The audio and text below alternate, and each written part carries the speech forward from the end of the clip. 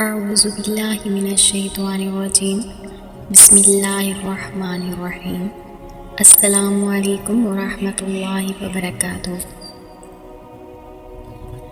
آپ صلی اللہ علیہ وآلہ وسلم کی جوانی کے دور کے چند اور واقعات میں سے ایک جنگ فجار میں آپ صلی اللہ علیہ وآلہ وسلم کی شمولیت ہے۔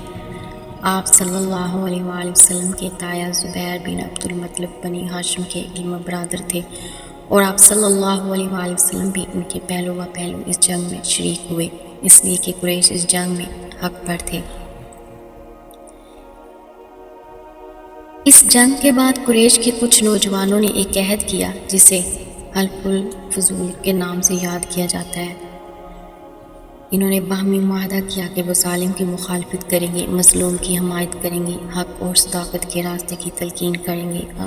آن حضرت صلی اللہ علیہ وسلم بھی اس حلف میں شریک ہوئے، اور آپ صلی اللہ علیہ وسلم بعد میں فرمایا کرتے تھے کہ آج بھی اگر کس قسم کے کسی معاہدے کی طرف مجھے دعوت دی جائے تو میں اس پر لبیک کہوں گا۔ جنگ فجار میں ایک طرف قریش اور ان کے ساتھ بنو کنانہ تھے، اور دوسری طرف قیس اعلان تھے۔ قریش اور کنانہ کا کمانڈر حرب بن امیہ تھا، کیونکہ وہ اپنے سن و شرف کی وجہ سے قریش اور کنانہ کے نزدیک بڑا مرتبہ رکھتا تھا۔ پہلے پہر کنانہ پر قیس کا پلہ بھاری تھا، لیکن دوپہر ہوتے ہوتے قیس پر کنانہ کا پلہ بھاری ہو گیا۔ اسے حرب فجار اس لیے کہتے ہیں کہ اس میں حرم اور حرام مہینے دونوں کی حرمت جا کی گئی۔ رسول اللہ صلی اللہ علیہ وآلہ وسلم کا اس جنگ میں حصہ اسی قدر تھا کہ اپنے چچاؤں کو تیر تھماتے تھے۔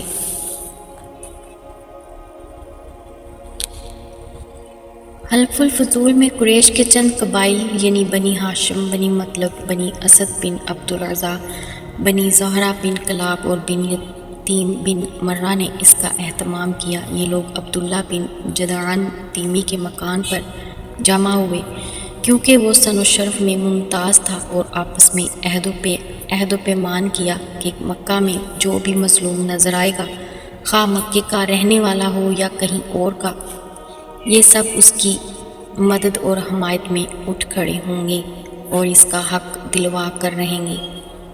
اس معاہدے کی روح عصبیت کی تہ سے اٹھنے والی جاہلی حمیت کے منافی تھے۔ اس معاہدے کا سبب یہ بتایا جاتا ہے کہ زبیدہ کا ایک آدمی سامان لے کر مکہ آیا اور عاص بن وائل سے اس سے سامان خریدا، لیکن اس کا حق روک لیا۔ اس نے حلیف قبائل عبدالدار، مخزوم، جمحہ، سہم اور عدی سے مدد کی درخواست کی، لیکن کسی نے توجہ نہ دی۔ اس کے بعد جبل ابو قبیس پر چڑھ کر بلند آواز سے چند اشعار پڑھے جس میں اپنی داستان مظلومیت بیان کی تھی۔ اس پر زبیر بن عبد المطلب نے دوڑ دھوپ کی اور کہا کہ یہ شخص بے یار و مددگار کیوں ہے؟ ان کی کوشش سے اوپر ذکر کیے ہوئے قبائل جمع ہو گئے، پہلے معاہدہ طے کیا اور پھر عاص بن وائل سے اس بیدی کا حق دلایا۔ الغرض آپ صلی اللہ علیہ وآلہ وسلم کی زندگی کا یہ جو دور ہے، اس میں ہمیں وہ منظر نظر آتے ہیں جن کی طرف اشارہ ملتا ہے قرآن مجید کی سورۃ نون میں، جس کا دوسرا نام سورۃ قلم بھی ہے۔ آپ صلی اللہ علیہ وآلہ وسلم کی عمر کا 35واں سال تھا کہ قریش نے نئے سرے سے خانہ کعبہ کی تعمیر شروع کی۔ وجہ یہ تھی کہ کعبہ صرف قد سے کچھ اونچی چہار دیواری کی شکل میں تھا۔ حضرت اسماعیل علیہ السلام کے زمانہ ہی سے اس کی بلندی 9 ہاتھ تھی اور اس پر چھت نہ تھی۔ اس کیفیت کا فائدہ اٹھاتے ہوئے کچھ چوروں نے اس کے اندر رکھا ہوا خزانہ چرا لیا۔ اس کے علاوہ اس کی تعمیر پر ایک طویل زمانہ گزر چکا تھا، عمارت خستگی کی شکار ہو چکی تھی اور دیواریں پھٹ گئی تھیں۔ ادھر اسی سال ایک زوردار سیلاب آیا جس کے بہاؤ کا رخ خانہ کعبہ کی طرف تھا۔ اس کے نتیجے میں خانہ کعبہ کسی بھی لمحے گر سکتا تھا۔ اس لیے قریش مجبور ہو گئے کہ اس کا مرتبہ و مقام برقرار رکھنے کے لیے اسے از سر نو تعمیر کریں۔ اس مرحلے پر قریش نے متفقہ فیصلہ کیا کہ خانہ کعبہ کی تعمیر میں صرف حلال رقم ہی استعمال کریں گے، اس میں رنڈے کی اجرت، سود کی دولت اور کسی کا ناحق لیا ہوا مال استعمال نہیں ہونے دیں گے۔ جب تعمیر حجر اسود تک بلند ہو چکی تو یہ جھگڑا اٹھ کھڑا ہوا کہ حجر اسود کو اس کی جگہ رکھنے کا شرف اور امتیاز کسے حاصل ہو۔ یہ جھگڑا 4-5 روز تک جاری رہا اور رفتہ رفتہ اس قدر شدت اختیار کر گیا کہ معلوم ہوتا تھا کہ سرزمین حرم میں سخت خون خرابہ ہو جائے گا، لیکن عوامیہ مخزومی نے یہ کہہ کر فیصلے کی ایک صورت پیدا کر دی کہ مسجد حرام کے دروازے سے دوسرے دن جو سب سے پہلے داخل ہو اس جھگڑے کا فیصلہ اس سے کرایا جائے اور سب اس کا فیصلہ منظور کریں۔ تمام قبائل نے یہ شرط منظور کر لی۔ اللہ کی مشیت کہ اس کے بعد سب سے پہلے رسول اللہ صلی اللہ علیہ وآلہ وسلم تشریف لائے۔ لوگوں نے آپ صلی اللہ علیہ وآلہ وسلم کو دیکھا تو چیخ پڑے کہ یہ امین ہیں، ہم ان سے راضی ہیں، یہ محمد صلی اللہ علیہ وآلہ وسلم ہیں۔ معاملے کی تفصیل معلوم ہونے کے بعد آپ صلی اللہ علیہ وآلہ وسلم نے ایک چادر طلب کی، بیچ میں حجر اسود رکھا اور جھگڑنے والے قبائل کے سرداروں سے کہا کہ آپ سب حضرات چادر کا کنارہ پکڑ کر اوپر اٹھائیں۔ انہوں نے ایسا ہی کیا۔ جب چادر حجر اسود کے مقام تک پہنچ گئی تو آپ صلی اللہ علیہ وآلہ وسلم نے اپنے دست مبارک سے حجر اسود کو اس کی مقررہ جگہ پر رکھ دیا۔ یہ نہایت عمدہ فیصلہ تھا اور ساری قوم اس پر راضی ہو گئی۔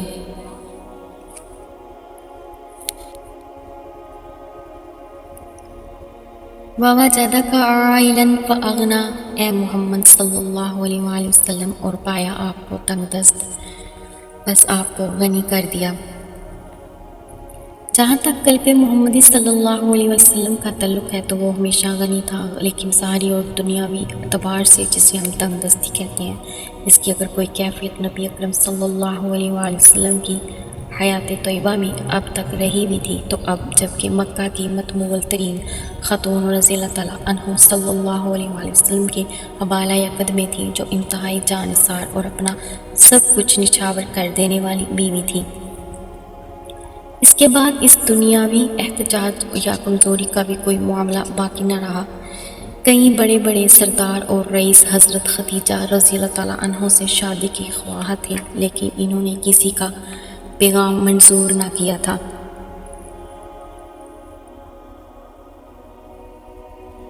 حضور صلی اللہ علیہ وآلہ وسلم کے اخلاق اور اعتبار دیکھ کر انہوں نے اپنی سہیلی نفیسہ بنت منبع سے بات کی اور انہوں نے جا کر رسول اللہ صلی اللہ علیہ وآلہ وسلم سے گفت و شنید کی۔ آپ صلی اللہ علیہ وآلہ وسلم راضی ہو گئے اور اپنے چچاؤں سے اس معاملے پر بات کی۔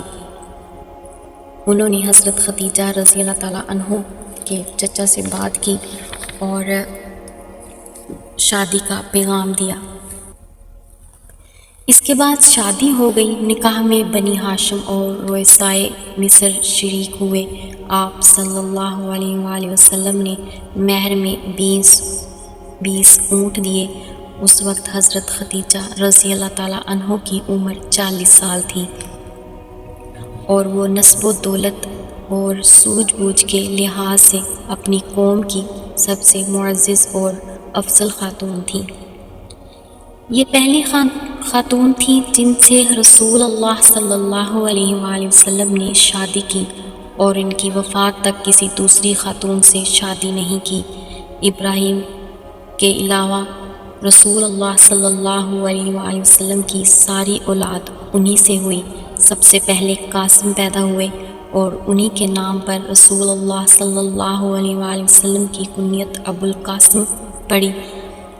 پھر زینب رضی اللہ تعالیٰ عنہ، رقیہ رضی اللہ تعالیٰ عنہ، ام کلثوم رضی اللہ تعالیٰ عنہ، فاطمہ رضی اللہ تعالیٰ عنہ اور عبداللہ پیدا ہوئے۔